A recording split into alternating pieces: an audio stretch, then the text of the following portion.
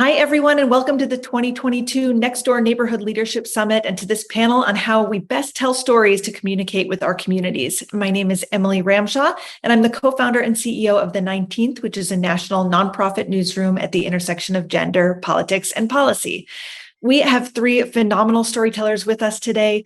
Giansante, head of community at Wix and founder of E-Dublin, Valencia Martin, neighborhood lead in Orlando, Florida, and Joel Meares, editor-in-chief of internal platforms at Google. And we are going to jump right in with them.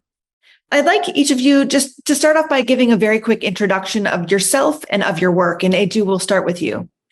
Sure. Thank you, Emily, for the time and for an introduction. So my name is Edu. I'm head of community at Wix, also founder of E-Dublin, formerly working as head of community at Dropbox, VMware, and Zynga. So I've been around communities for a while. I'm so excited to be here and talk a little bit about it. Amazing. Valencia, what about you? Hi, my name is Valencia Martin, and I am originally from Detroit, Michigan, affectionately known as Motown. My family and I, we moved to Orlando, O-Town in '96. I've been a neighborhood next door lead for about 5 years, and I'm very happy to be here. Wonderful. And Joel, you're up next. Yes, so my name is Joel Meares, and I'm the editor-in-chief of internal news platforms at Google, which means I run a number of channels that inform people who work at Google across the world of what's going on at the company and tell amazing stories. And I have a journalism background in newspapers and magazines in New York and Australia, where I'm originally from. Amazing. Wonderful. Well, great lineup here. I'd love for our next section here to talk about why really good storytelling matters. Those of us who are journalists or former journalists obviously know that firsthand, but I'd love for you to talk a little bit about maybe a personal example of how you've seen a powerful story really connect folks and persuade them to take action in your communities or on your platforms. And Valencia, why don't we start with you? So being on Nextdoor as a Nextdoor lead, I see a lot of stories from neighbors, people are coming from other places and people that are right here in the neighborhood. And one of the stories that I can share is one of our neighbors she would put a lot of her stories out about how she needed help and she needed shelter and things like that. She had health issues. And then recently, as recently as today, she started doing this program called Smiling Stomachs, where she's putting together meals. This is the person that's been asking for help for over the last 12 months, and some of the responses from the other neighbors were pretty incredible. So that's just one of the stories that comes through the Nextdoor all the time. That's amazing. That's a great one. Great example. Joel, what about you? Well, the most recent one that really screams out to me is, following the war, the breakout of the war in Ukraine this year, we started at the Central Communications Division of Google to hear about Googlers. That's what we call people who work for Google, for those who aren't aware, who were going out of their way to help refugees coming from Ukraine into Europe, as well as helping other Googlers who had family members in Ukraine. And so they were doing things like literally driving their cars across the border and collecting refugees from train stations. They were setting up nonprofits. They were connecting with Googlers in Dublin who needed help getting assistance with their family in Kyiv and other places.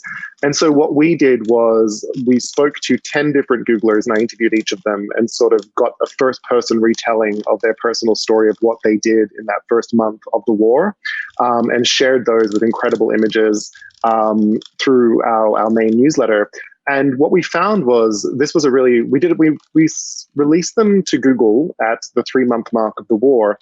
And what we found was people were incredibly touched by seeing what their colleagues were doing just completely of their own volition, and actually then decided to take action themselves, whether that be contribute to funds, donate, or actually volunteer at places. So it was a really interesting story where people who had taken action inspired others to take action in a really direct way. I love that. Great example. And Edu, what about you? Yeah, I'm going to try something a bit lighter that I remember when I moved to Ireland. I'm originally from Brazil, and I moved here in 2008. And I remember I was writing a lot about my experiences here, what was it like. And I remember this very simple post that I made saying, I remember eating chicken in the side of bread, like this chicken roll thing. And at the time, I didn't know what it was. It's a very popular thing in Ireland. And I was like, I had this chicken roll. It's really weird. What happened? And why are they doing this? And this was just simple enough to get people to start engaging. They were like, hold on, I had this as well. This is weird. What's going on? And that got the conversation going. And then from there on, people just start to feel a bit more easy, at ease in the platform and start to engage. So from that time, we could see more people participating. And again, I was posting more complicated things and bureaucratic things in the past. They were not engaging. And the chicken roll made it happen. I love that. I really resonate with that story. And, my own social media presence was so much around sort of, politics and policy for so many years. And then I became a mom and I started posting a lot more sort of not very personal, but personal enough that people could relate to it. And suddenly my, engagement got super high because I just think people were looking for that inroad, that sort of personal connection that you were just talking about. So that's wonderful. Joel, as another fellow or former fellow journalist, I'd love to hear from you on what you think like the most important elements of a great story are. What makes a story really stick with an audience? What drives people to take action? Some of the factors that you were just talking about in your own story.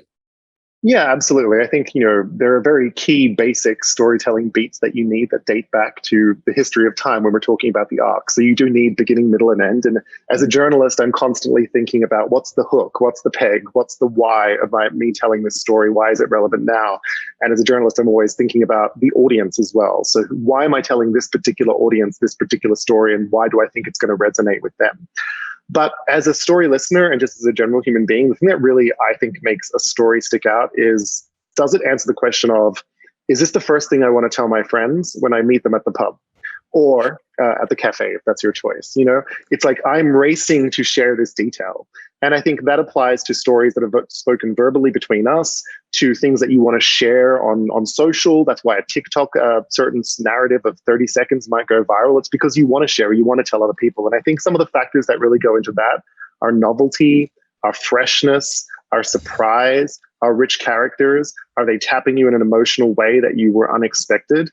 So I think, once you've got all those core elements, if you can start thinking about those X factors, that's to me what makes a story that extra bit special and going to connect that extra bit more. That's amazing. Well, it would definitely be in the pub if you were with Edu in Ireland. Having chicken rolls? Exactly, with the chicken rolls. Valencia, you tell a lot of amazing stories in your Nextdoor neighborhood, both in the main feed and also in your groups. How do you think about using visual elements to engage your audience? And sort of what do you think about when you're posting a video or a photo? Well, I think Joel hit it on the head when he said audience, because I'm in several groups on Nextdoor. One of the groups that I admin is the African American history. So obviously, I know what that audience is about. So I try to use very vivid images and very vivid words when I'm describing what happened in history. And it doesn't necessarily have to be history past. People are making history now.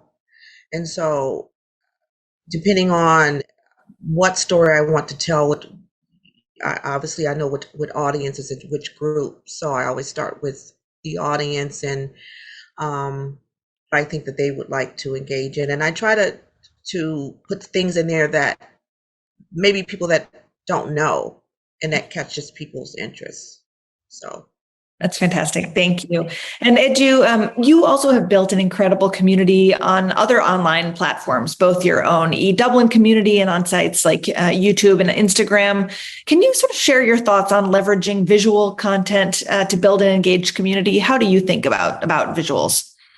Yeah, sure. And I'm going to tap into Joel's comment around TikTok. I think we're definitely want to try to build this umami sense when we create content, right? So we really touch everything. We touch the visuals, the sounds, the communication and the story. So to me, when I started building stories about my life abroad, it was much more about text. And when we had the opportunity to create videos, this was a game changer. So videos can bring, visuals so you can see things, how are they happening, what's happening at the moment. And I was able to learn a thing here and there from, storytelling and video making to bring this, context as well. So I know that it may get some technical discussions here, but sometimes when you think about sharing, your experience in a different city, you want to show the city first. You want to show what you're doing. You want to show your reaction. So there are a few things that, add to each other. And then that brings joy and brings this element of, I want to see what's going on. And then I think on the hook part of thing is because this is not over, you're still living abroad, people want to see what's next. So they're like, okay, I've seen you like in this city. What about this other city? What about this other neighborhood? About this other person? How about a completely different background of a person who's coming in? What if I come in with kids? What changes? So I think this is where you can really explore visuals, a lot. I think they tell a story by themselves, but obviously we try and always bring something that will drive an emotion. We have some context. We can help them, educate them somehow as well. Yeah, I mean, I find sometimes actually that aspect of joy really comes through in this space. It can't, I run a news organization, and it's a balance between so much of this sort of really heavy storytelling about really serious issues, but also where do you give people the sort of glimmers of joy and hope and excitement? And I do think those are some of the most engaging ways. So a question for all of you. We all know that telling the story is just the starting point, and particularly on your platforms, there tend to be a lot of comments. There are a lot of people who want to get engaged. I'd like to know from each of you, do you engage with comments and commenters? Do you ignore them? What's your threshold? How do you figure that out? And Joel, maybe we could start with you. Sure. So I think, my career is sort of bifurcated. I'm currently in internal communications. So it's a very specific group that we are putting our stories in front of. It's Googlers, and we are a service for them. So I am deeply engaged with any comments and feedback because they're essentially our clients, right? And I also want to source stories from them, because when we put something out there like that example about the Ukraine, I get 10 more people emailing me saying, my friend did this, my friend did that. And I'm like, great. Noting that 2 months' time, I'm reaching out to you. In my past life, I've been, worked at Rotten Tomatoes and other sort of entertainment websites or newspapers where the comments can get more dicier, I would say, and you're dealing with a larger population. For me, it's a matter of, do I engage with the comments? I think about a couple of things. Because it's a psychological issue sometimes to whether you're going to go into that morass. What is the audience what is this platform, and what is the nature of this audience and the comments that I'm going to get, and how close was I to the content necessarily? Because if I produced it into my face, sometimes that's harder to go in and face the comments than if I was the EP or something. And then sort of work out whether you're psychologically ready. And if you are, that's great. If you're not, maybe it's not for you. But if you can, I do think going to the comments can be extremely useful, because while there are going to be sort of, as you go through a beautiful rose bush, you're always going to get cut a little bit. There's going to be something there that's going to tell you about what your audience is thinking, what you might be planning for the future. And you may actually find the great comments that inspire you. So I do think if you're ready and you know what it can be like for the environment that you're working within and you feel comfortable, I think there's a lot of use in going with comments. So yes, I go in the comments, and yes, I've been heard, but I've also been informed. Amazing. Valencia, what about you and the people you're engaging with? Yes or no? Joel put the bow on the gift. It depends. Depends on what group you're talking to. If someone is addressing you, they know they knew you wrote it or contributed to the story. Of course, you're going to interact with them 100% of the time. Some people are just walking past the window, and they're making, maybe a general comment, or maybe, as he said, there may be something negative that they say. So you may not necessarily engage with that negative comment. So it really all depends. Mm-hmm. What about you, Edu? Yeah, I think I'm kind of like trying to add to that. I try and reply to every single comment as much as I can. I think if someone made an effort to comment on my content, it's my retribution to them, like even to thank them for the comment. Obviously, it gets to points where some of our content gets millions of views, so they get thousands of comments. So it's impossible to try and answer to all of them. So I will try and find maybe 2 or 3 main comments that are maybe putting like a perspective of like this is a perspective, like someone's feedback that resonates to majority of the comments here. So I'm going to reply to this one, and that could be the representation of some of the thousands of comments. But as much as I can, if it's a personal post I made, for example, on LinkedIn, I'll try and reply to every single of them. It's interesting. I guess I relate to Joel in the news organization feel from his sort of, journalism days. I have to strike a balance, right? Because there are different kinds of commenters. There are the people who, Valencia said, are just sort of like the drive-by commenters who in my industry, writing about gender and politics, it's a lot of, really hateful and terrible stuff. And that's the kind of comment you would never in a million years engage with. Nothing good comes from that. And so for me, it's differentiating between the commenters who are asking legitimate legitimate questions or have legitimate concerns. And I think you do get a lot of street cred by, I think, engaging with those people who ask good faith, questions or have good faith comments on particular things. But we also set up really clear platforms for when we are seeking opinions on things. So tell us about, maternal mortality. We're doing a project on maternal mortality and tell us your experiences. We're doing a project on, what it means to have your student loans now paid for and tell us, your experiences. And we find that our readers love to be part of the story. And so that's been a really sort of special way for us to engage in the comments, right? Is not really interacting with the trolls, but actually, sort of actively seeking feedback from our communities. So just in case that's helpful at all. I'd love to sort of hear from each of you where you find inspiration for your content. What are the tricks that you're using to keep your audience top of mind throughout the day? And maybe we'll start with you for that one. Yeah, sure. I'm maybe going to relate more on the video side of things because that's where I'm creating most of my stories and my content. So I do have a lot of inspiration from movies and how it's edited to keep the audience engaged. I think that helps a lot when we're talking about stories that if someone just creates this like long form uncut, it can be quite boring, especially if you're like talking about a location and so on. Especially in the era of TikTok and Instagram Reels where everyone has like this their audience and their span of attention is quite short. So I try and make edits even within like videos that you see on like Reels or stories, like Instagram stories. Even if it's 30 seconds, I make an edit. So I try and borrow these experiences from the video making side of the things and apply them to this immediate, kind of video format. And it works really well. People, the retentions are high. People engage a lot. I think this kind of works well for me. That's amazing. And do you, are you going off of, major subjects of conversation? I mean, are you reading the news to come up with, tell me sort of where does the actual inspiration come from? Yeah, I do actually. So I'll give you an example. So obviously we're talking about, recession, quiet quitting and all of that. And then for us Brazilians, we're looking for jobs abroad. We're like, this is great for us guys. Everyone's quitting. So why not join this opportunity? So we try and take back on news and bring some, element of optimism to it. So how can we, use that in our favor? How can we maybe use this information, maybe these changes that are happening to then, explore an opportunity for us to, for example, find a job, or if you're, someone who is looking to relocate and work remotely and so on and so forth. So I always grab the news from source, like good resources. We're also accredited news here in Ireland. So we work directly with the government to receive the news about immigration changes, everything that's happening to, rules for immigrants and so on. So we get the news, we make like a Brazilian Portuguese version of that and we publicize it. So it helps us a lot, to get information from obviously trusted sources and then make that like in an easy, digestible way for people. That's fantastic. Joel, what about you and sort of inspiration for your content? And if you have a particular example, like you did, that would be great. Sure. So I think the main thing is to dig always more, ask, read deeper. So, because oftentimes particularly if you're in internal comms or even when you're getting a pitch as an external journalist, you're getting a launch, you're getting an idea, you're getting a theme, but there's not necessarily a story there because the person pitching you doesn't necessarily always think in that way.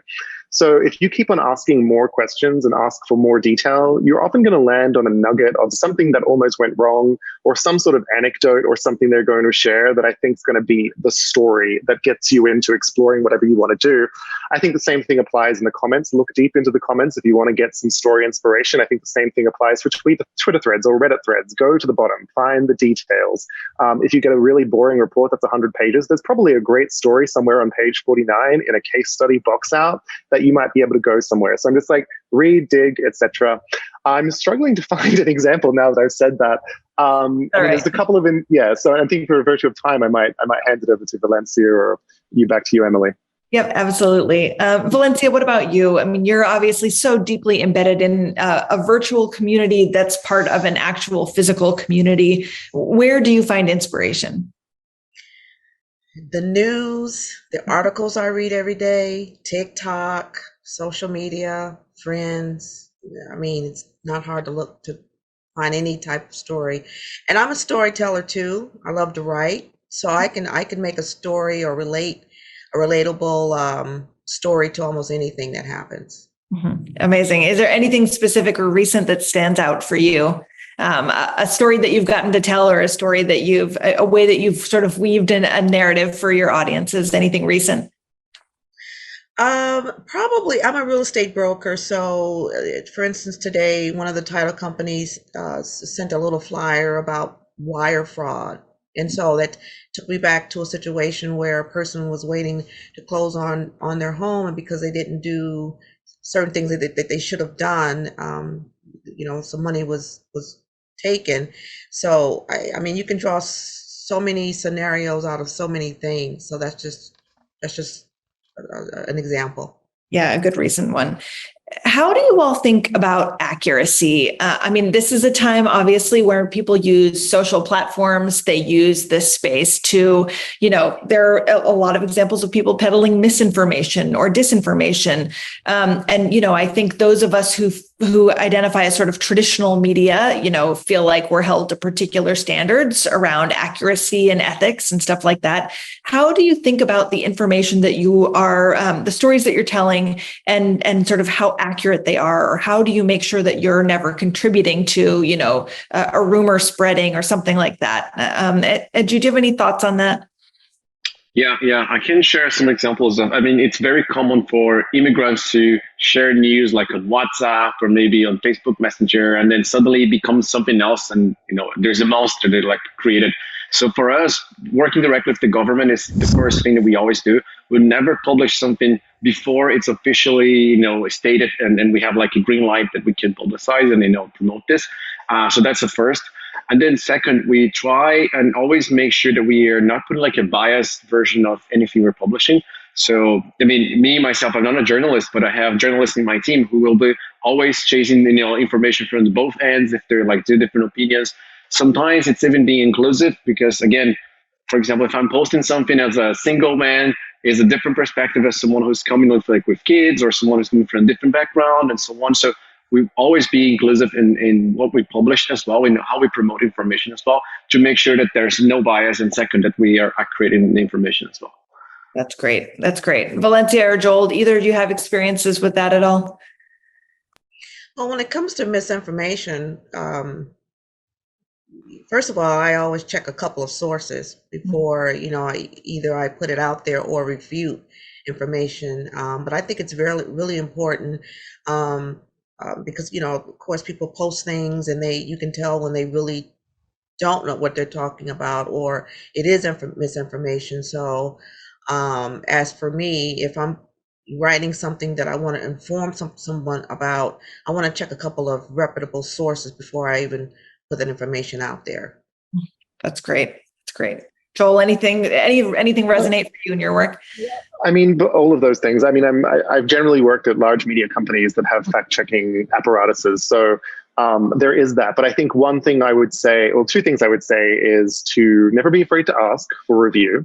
So in my world, I write a lot about tech things now, very technical stuff that I have no idea what it means. I'm an entertainment journalist. I came to Google with that. And so I had to quickly learn about the ins and outs of machine learning algorithms, for example. And I'm not afraid to sit down in front of a software engineer and say, I'm an idiot, treat me like one, and walk through this. And here's the paragraph I've written. Don't editorialize it, but tell me, does this read accurately and truthful to the work that you're doing? So don't be afraid to do that if you need to. And then also, when it comes to doing online research and sources, there's usually an original source. Try and find that original source. They're linking and linking and linking back. They're often drawing from a report. They may spin that report. Their headline might not say something different about that report. Try and go back to the original source of information and see what it actually says, or how you interpret it as opposed to what it's being done, how it's being sold, and encouraged to be shared, I guess. That's amazing. I want to ask each of you to talk a little bit about what community means to you and what role it has played in your lives. I spoke a couple minutes ago about, for me, a community is Twitter, right? Which is not a community for everybody, but it's a community where I had, some small following at first around the news. And as I spoke a couple minutes ago, I had struggled pretty dramatically with postpartum depression, and I was able to be probably more transparent than I ever intended to be in that space. And suddenly it became a community, and my following grew, and a huge huge way. And I had people who were offering resources and advice. And once you sort of cut through the trolls and the traffic, there was really a valuable community and space for me there. I'd love to hear from each of you about sort of what your virtual community has meant to you. And Valencia, maybe we'll start with you. I'll use Nextdoor as a perfect example, because a lot of the people on Nextdoor that I built a relationship with, we've never seen each other, but we speak to the posts and things like that. Or TikTok is another community, because a lot of the 3-minute videos are very relatable. That comes up on your for you page. I mean, it's funny because it's all relatable to your own life. So even though it's a virtual relationship, it's a real relationship. Yeah. What about you, Joel? I would say sort of non-virtually, but also virtually a little bit when it comes to sourcing information. I'm a member of the LGBTQ community more broadly, and I will say the online resources and networks that you can tap in to that within that community has made navigating what it means to be that, living with that identity, very, very has helped in that regard. And on the Twitter front, I think Twitter is an amazing thing. And I'm not necessarily part of this community, but Twitter can expose you to different communities that can really challenge and I think color the way you think. And sort of, when I was at Rotten Tomatoes, we did a lot of work on inclusivity, which connected me to a lot of different, I would say, film Twitter groups. So like Hispanic film Twitter, Black film Twitter, LGBTQ film Twitter, who are really taking the art that Hollywood is putting it out there and really focusing a different lens on it and analyzing it in a way that you may not see in the mainstream. And because I sort of absorbed into those communities, mostly as an observer, I've really been enriched, I think, in sort of how I'm engaging with film and seeing perspectives from people whose stories are, very different from my own. So I think there's a benefit in sort of tagging along to certain communities sometimes, or opening your mind. Amazing. Edu. Yeah, I'm going to add to that and maybe bring some other flavor to it. So again, I think all of us have lived in different cities or different countries or continents even. So there's always that element of like feeling lonely. So when we find like a group of people who are in that same situation, you kind of connect to them very quickly. So to my surprise, like and answering to your question of what a community means, I think I'd never thought about this until I had like in 2009 or so. We're starting in Dublin. We're like first year. And then suddenly I started to receive pictures of people posting on Orkut at the time. It wasn't even Facebook. That's like ways ago. And they were posting pictures of meetups in Brazil. They're like, we're going to meet up because we're going to plan, on traveling together. So we wanted to get to know each other. And we used your name and your brand just because it's easier for people to connect and find something in common. And that to me felt, okay, there's something happening here. So I think this is where it's starting to go beyond just, Edu or beyond what I'm writing myself. It's about them. It's about what they have to say, their own goals, their own ideas and purposes. So I think this is to me where I saw like this is becoming a community now. It's no longer just an Edu's blog or Edu's YouTube channel. Well, you all are clearly amazing at the community piece. I'm going to ask you one last question here, and that is, I want to hear what you love most about storytelling. And I'll start while you're thinking about it. And what I love most about storytelling is the ability to become like a mini expert on something totally different every single day, like to get to do the research, to dive in, to meet people, to tell their stories, to engage with those audiences, and to do it on topics that differ from, on any given day. And hopefully that gave you enough time. Edu, what do you love most about storytelling? Yeah, I think what I love about it is the fact that it's so easy to communicate and express something when you tell a story. People really connect, they understand it.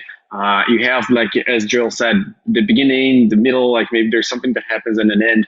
And if you look like even, again, without touching on religion, but like the Bible is based on stories that will resonate to the mass. So people are like, okay, I understand it now. So I think you can simplify the message. You can make it more understood for, people. And plus, it can always have more fun, and it's more entertaining. It's more engaging than just giving a fact on its own. Amazing. Valencia, what do you love most about this craft? Well, I think there's 3 good ways that you can connect with a person. You can connect with them through food, music, and stories. So I can't cook. I'm not a musician, but I can tell a good story. And what I love most about storytelling is that when I tell the story or give some information in a story, the person that receives that story, they're not the same person as they were when they finished the story, because I've given them some information or I've inspired them some type of way. And so that's how I connect storytelling through me. That's amazing. Joel, what about you? Plus one to everything that's just been said. I think for me, the thing I love most is being able to meet and talk to people that are going to be featuring in the story. This is perhaps a very journalistic answer, but I love interviewing people. I love learning their stories. And then I love the responsibility of taking their story and communicating it to other people. And I think that's a real responsibility. But I think it's a pleasure, and it's something that I've long enjoyed doing. So that is my personal favorite part of being a storyteller. Amazing. Well, speaking of pleasures, it has been a total pleasure for me to get to spend this time with all of you and to get to learn about storytelling from all of you. Thank you for participating. Thank you for everybody who's tuning in. And I hope we get to be together again soon. Thank you. Thank you. Thank you.